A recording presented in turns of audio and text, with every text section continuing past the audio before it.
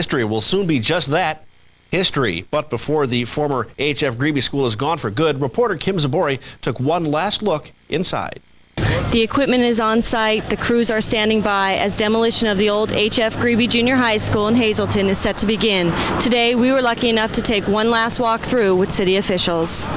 As we walked through the old school, it was easy to see why the demolition was taking place. Buckled floors, peeling paint, and a bad roof were just a few of the evident problems.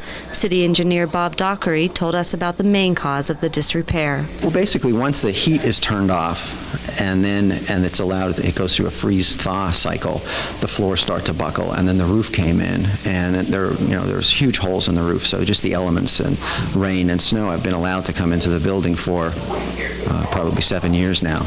As to the question of whether or not the school could have been saved had the previous owners taken better care of it, City Administrator Sam Monticello had this to say. What I am sure about is that if efforts were done at the time that it was purchased from the school district by the buyers, I'm sure that the building would not be in the state of condition that it is today.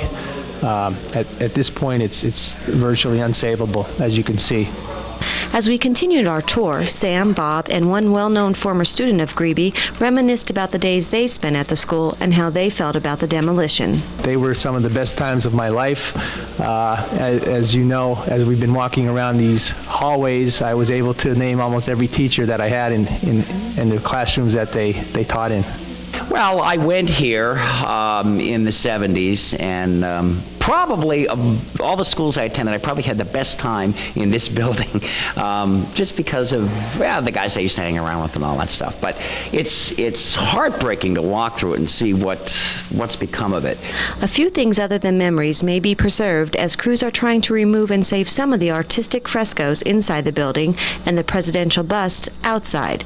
But even with those treasures, LA hopes no other historical buildings in our area meet the same fate. Boy, I hope we don't let this happen to another historic building again. I mean, it is a damn crime that this was allowed to happen to this building. It sat here vacant for 10 years. The people who bought it, they paid $12,500 from it. They took everything of value they could get their hands on and then just left it here to rot. And it's a crime, and we can't let that happen to any other historic building in this city. And there are still a few left. Unfortunately, the number's running low.